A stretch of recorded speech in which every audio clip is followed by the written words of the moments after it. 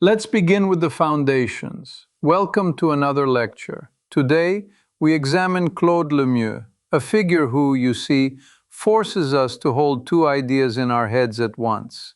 On the one hand, an elite playoff performer with 4 Stanley Cups. On the other, an agitator whose methods sparked some of the fiercest debates and rivalries in modern hockey history. I am Professor Alexei, and with me is Priyanka, who will, as it were, keep us honest with good questions. Hi everyone, I'm Priyanka. I think this is one of those topics where the numbers and the emotions both matter, right? I'm excited to learn and also to ask a few, clarifying questions along the way. To frame our discussion, it's important to understand a few terms. The Stanley Cup is the National Hockey League's championship trophy.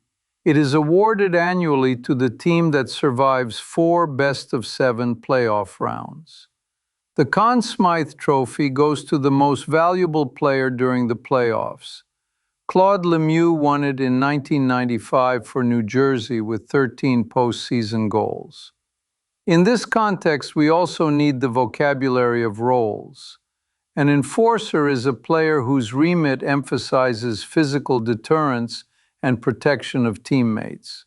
An agitator, by contrast, is a specialist in psychological leverage, provoking mistakes or penalties through persistent irritation, borderline contact, and strategic gamesmanship. Lemieux blended both tendencies while also, crucially, scoring at a top-6 forward level. So, actually, before we go too deep, I want to ask something simple first. Can we say that his identity is a mix of clutch scorer and sort of controlled chaos? The job was to make opponents uncomfortable, but also to put the puck in the net when it mattered most. Clearly, and the data support the duality. Career regular season, 1,215 games, 379 goals, 407 assists, 786 points, and 1,777 penalty minutes.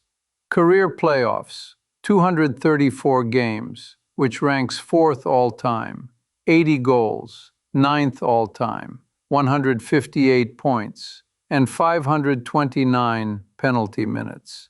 Given these statistics, we observe a player whose postseason efficiency and volume place him among the most consequential playoff forwards of his era.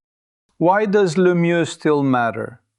Because he sharpens contemporary debates about playoff performance, role specialization, and the ethical boundaries of gamesmanship.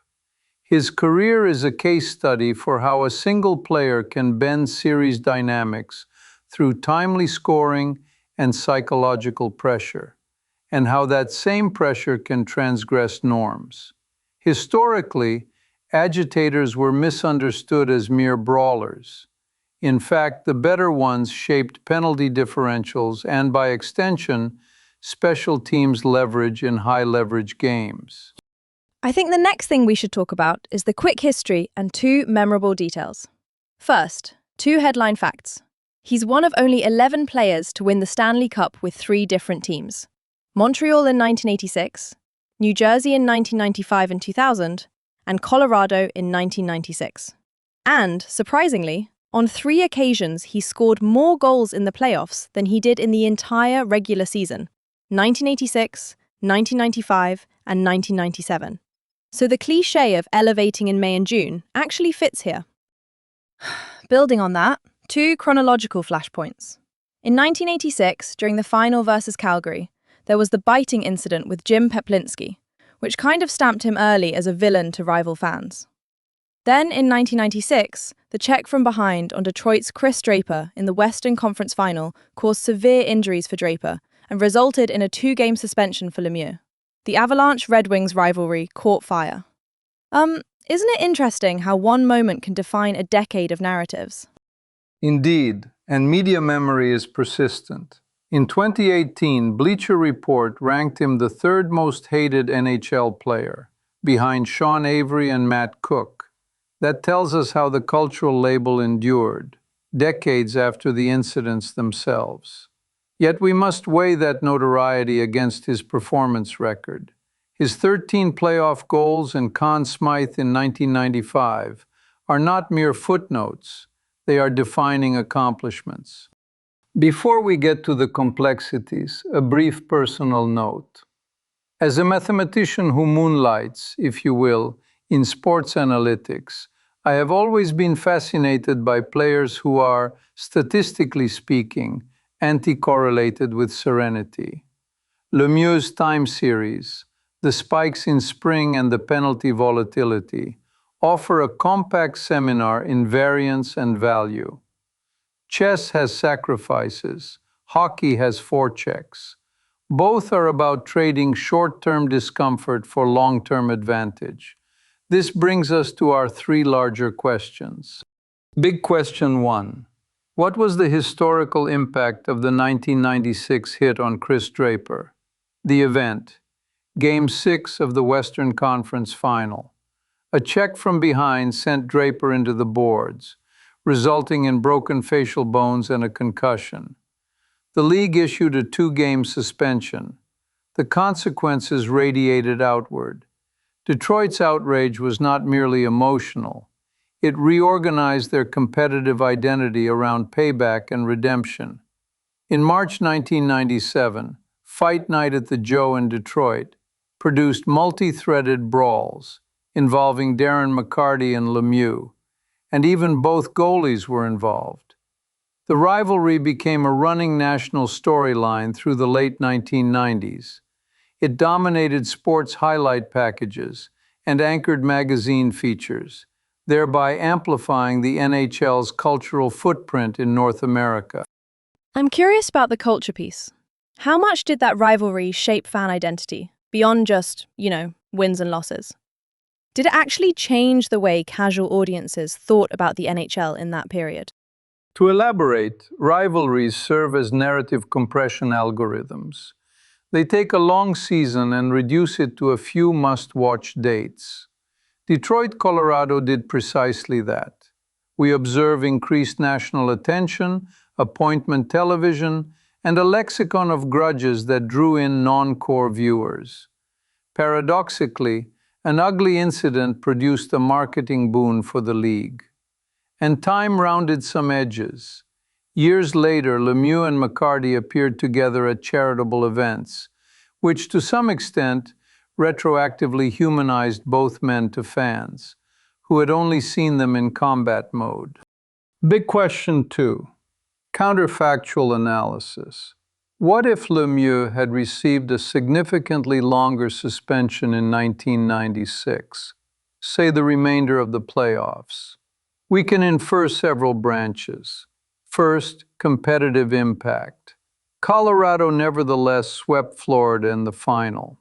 Removing Lemieux might have narrowed margins in close games, altered matchups at the net front, and reduced psychological pressure on Florida's defense. Second, personal legacy. A longer ban could have reframed him less as a ruthless closer and more as a cautionary example. Reputationally, the ratio of villainy to valor would have shifted. Third, institutional precedent. A harsher sanction in 1996 might have accelerated the league's evolution toward stricter supplemental discipline in subsequent years. Norms are often set by landmark cases. So moving on this same path, can we maybe now look at the league's learning curve on player safety? I mean, if the suspension then felt light to many, what pushes standards to change later? Public sentiment, data and injuries, or player leadership? It is worth noting that standards evolve through feedback loops. There is public scrutiny. There are medical insights about concussions. There is player advocacy. And there is organizational learning after high-profile episodes. In simpler terms, repeated shocks force recalibration. While the 1990s tolerated a heavier clutch-and-grab aesthetic with comparatively lighter discipline, subsequent eras hardened the lines. Theoretically, a longer 1996 suspension could have pulled that timeline forward by a few seasons. Conversely, leniency may have deferred a necessary reckoning. Either way, the Draper incident remains a pedagogical case in how leagues set, test, and reset boundaries. Big question 3. How should we evaluate agitator roles in modern hockey? The strategic argument says agitation is a legitimate lever. Draw retaliatory minors, tilt special teams time, disrupt elite opponents' rhythms, and create space for line mates. The ethical counterargument notes that playing on the edge can cause injuries, degrade sportsmanship, and externalize costs onto players' health. Analytically, we would want to measure net value as penalties drawn minus taken, expected goals swing on ensuing power plays, opponent performance decay under pressure, and importantly, long-run health externalities that are harder to quantify, but real. What comes to mind next is the question of parallels. Who are the best comparisons? Not just in style, but in polarizing reception. And, if I may suggest, does Brendan Lemieux, his son, complicate the story of learned behavior or family identity in hockey? Speaking of parallels, Sean Avery and Matt Cook are often cited for similar polarizing profiles. Both appear near the top of those most hated lists alongside Claude. Brendan Lemieux is instructive for another reason. Father and son form the only known duo both punished by the NHL for biting, a bizarre through line that underscores how identity can echo across generations. But differences matter too. Claude was not merely a specialist in chaos. Peaks of 41 goals and 81 points indicate legitimate top 6 output. In valuation terms, that makes the role portable across championship teams: Montreal, New Jersey, Colorado, suggesting the underlying skill set was robust to system and era. Moving forward, research needs are clear. First, richer tracking to estimate the causal effect of agitation on opponent decision quality, not merely penalties. Second, longitudinal health data to price the ethical costs. Third, contextual playoff models that let us ask why some players, like Lemieux, repeatedly outperform their regular season baselines in spring. Essentially, we need to quantify what coaches have intuited, that certain players are multipliers under pressure. So, I guess that kind of sums it up. Claude Lemieux was a clutch scorer and a calculated irritant. 4 Stanley Cups, a Conn Smythe in 1995, and top 10 all-time in playoff goals. But also at the centre of the 1996 Draper incident and the Red Wings Avalanche rivalry that followed. We asked 3 big questions: what that hit did to history, how a longer suspension might have shifted legacies and league norms, and how we can evaluate agitators today with both strategy and ethics in mind. To summarize, Lemieux's career fuses performance and controversy into one of hockey's most enduring case studies.